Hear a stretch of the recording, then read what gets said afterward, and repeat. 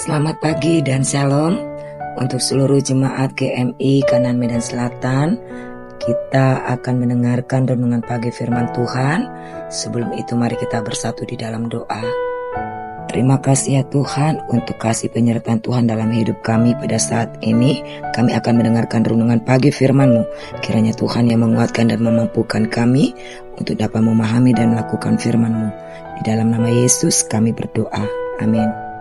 Renungan pagi firman Tuhan kita tertulis di dalam 1 Yohanes pasal 2 ayat 12-17 pada hari ini Jumat 21 Februari 2025. Seluruh jemaat bisa membaca pada ayatnya keseluruhan. Saya akan membaca pada ayat yang ke-16. Sebab semua yang ada di dalam dunia, yaitu keinginan daging dan keinginan mata dan keangkuhan hidup, tidaklah berasal dari Bapa, melainkan dari dunia.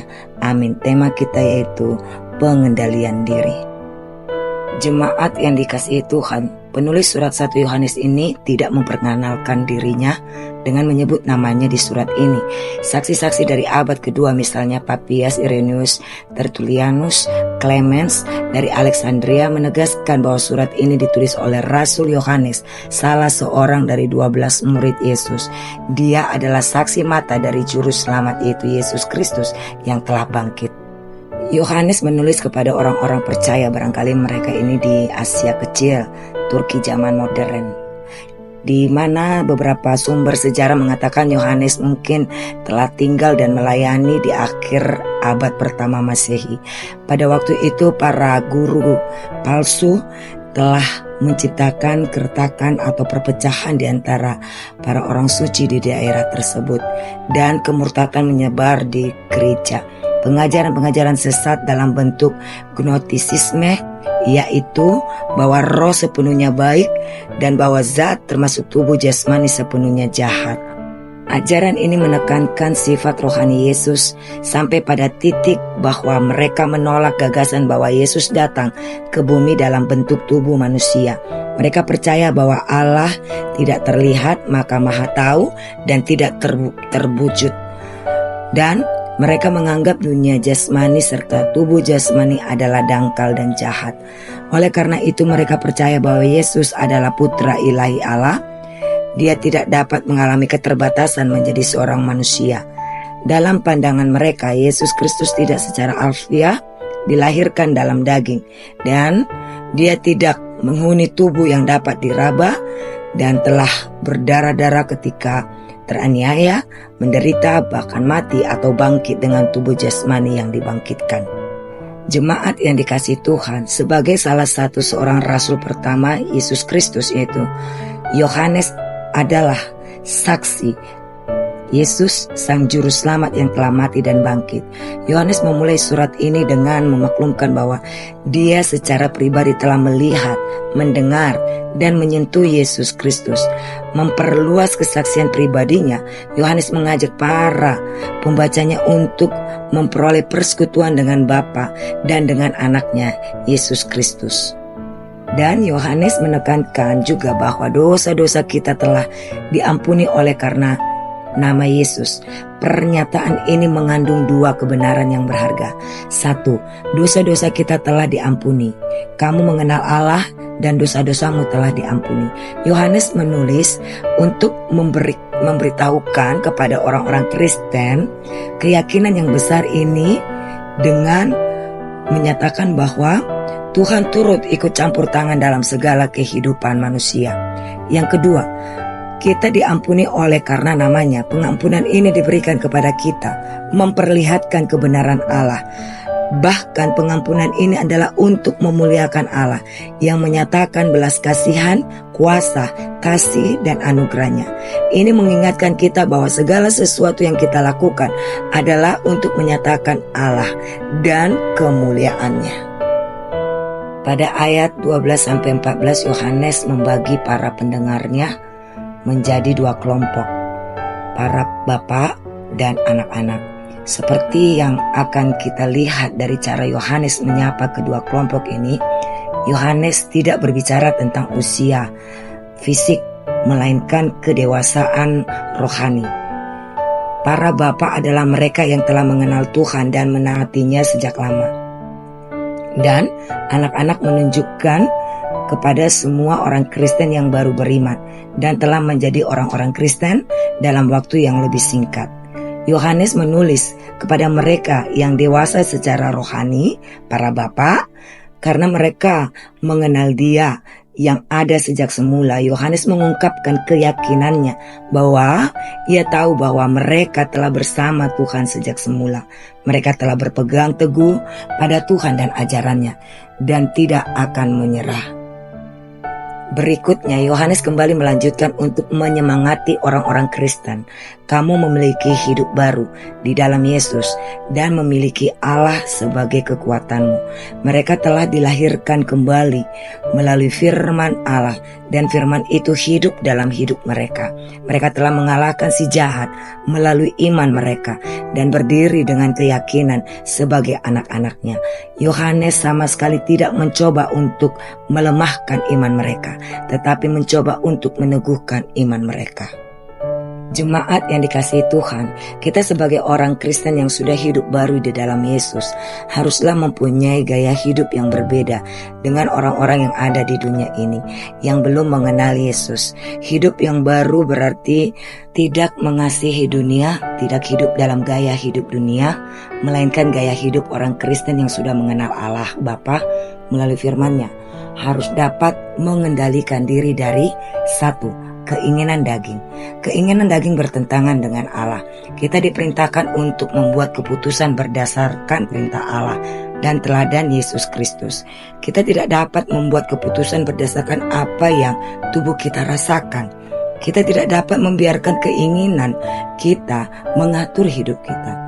Jika kita membiarkan keinginan daging kita ini merajalela atas hidup kita, maka kita akan menjadi budak serta kecanduan dari segala macam kejahatan dan keinginannya.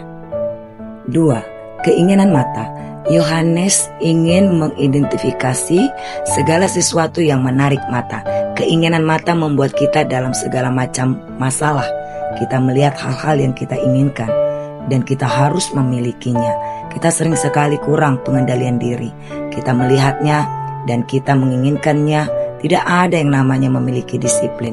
Kita mengikuti mata kita dan kita tergoda oleh materialisme. 3. Keangkuhan hidup dengan membanggakan atas harta, benda, dan gaya hidup.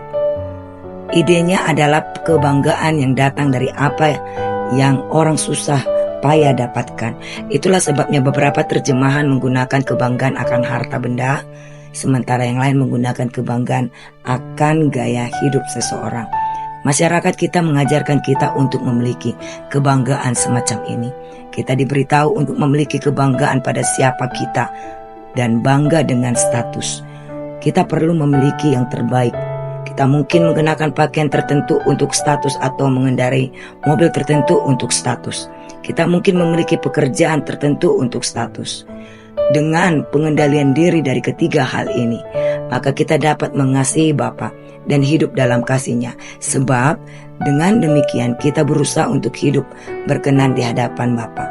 Bagaimana dengan kita? Apakah kita sudah bisa mengendalikan keinginan daging, keinginan mata, dan kebanggaan atas harta benda atau gaya hidup kita?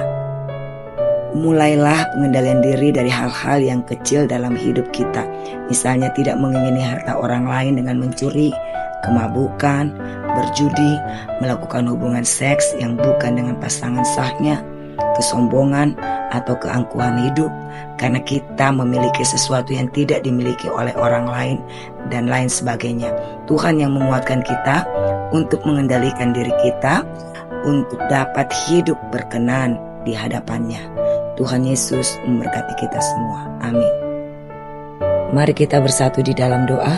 Terima kasih ya Tuhan, berikan kami kekuatan untuk kami mampu mengendalikan diri kami sehingga kami dapat melakukan yang berkenan di hadapan Tuhan dan berkati kehidupan kami pada satu hari ini. Kiranya Tuhanlah yang beserta dengan kami di dalam setiap melakukan segala pekerjaan, aktivitas, kegiatan kami. Tambahkan kami kesehatan, tambahkan kami hikmat, supaya kami selalu berhati-hati di dalam mengendalikan diri kami untuk dapat berucap, untuk dapat melakukan apa yang Engkau perintahkan bagi kami.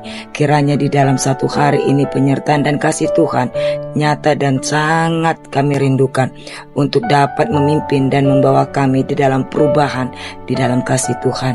Kami juga mau berdoa ya Tuhan untuk anak-anak kami di dalam segala kehidupan mereka sesuai dengan umur dan kebutuhan. Mari Tuhan Engkau nyatakan kebaikan Tuhan melalui apa yang mereka perlukan dan butuhkan. Engkau cukupkan Tuhan, mampukan mereka Tuhan untuk meraih cita-cita mereka. Mari Tuhan Engkau tuntun mereka, dan mari Tuhan Engkau arahkan mereka Tuhan untuk menjadi anak yang berbakti kepada orang tua, terlebih patuh kepada Engkau ya Tuhan Yesus. Kami juga mau berdoa ya Tuhan untuk jemaat-Mu yang di dalam kelemahan tubuh jasmani mereka. Engkau berkati, Engkau jamah tubuh mereka Tuhan. Engkaulah tabib yang agung, Engkaulah Tuhan yang maha pengasih dan penyayang, dokter di atas segala dokter yang mampu memberikan kesembuhan dan memberikan kesehatan kepada seluruh jemaat-Mu. Secara khusus kami sampaikan Bapak S. Sidabutar yang dalam kurang sehat ataupun dalam masa pemulihan pada saat ini. Kami mohon campur tangan-Mu Tuhan. Engkau berkati makanan dan minuman, bahkan obat-obatan yang dipakai, biarlah itu mempercepat proses kesembuhan baginya Tuhan Yesus. Kami juga mau berdoa Tuhan untuk jemaat Tuhan dalam masa pergumulan. Biarlah Tuhan Engkau yang buka jalan, mampukan mereka melihat kasih Tuhan. Biarlah mereka, harapan mereka tetap ada dan selalu berserah kepadamu Tuhan. Biarlah Tuhan Engkau yang memberikan kesabaran, ketabahan. Mari Tuhan Engkau topang terus dalam kasih Tuhan. Kami pun sangat bersyukur karena satu usia penambahan Engkau berikan kepada jemaat-Mu, yaitu Bapak Armen Sibarani yang genap usianya pada hari ini 49 tahun. Begitu juga dengan anak kami Habel Gayus Tambunan yang juga genap usianya 13 tahun hari ini, dan juga Ibu Yunike Kristi Z yang genap usianya 30 tahun hari ini. Kiranya dengan penambahan satu usia yang Kau berikan kepada mereka semua, Kau berikan kesehatan, panjang umur, dan berikanlah kebahagiaan, kesuksesan, apa yang menjadi impian dan rencana mereka. Mari Tuhan Engkau ikut campur tangan untuk mendatangkan kebaikan, untuk mendatangkan kasih Tuhan bagi mereka. Apa yang mereka pikirkan, apa yang mereka harapkan, biarlah Tuhan seturut dengan kasih Tuhan. Berkati mereka Tuhan dalam segala kehidupan mereka. Engkau ikut campur tangan. Terima kasih ya Bapa yang baik. Kami juga serahkan Tuhan semua doa-doa kami ini kepadamu. Biarlah Tuhan Engkau yang mendengarkan dan menjawab doa kami. Kami serahkan di dalam satu nama, yaitu Yesus Kristus, Tuhan dan Juru Selamat kami. Amin.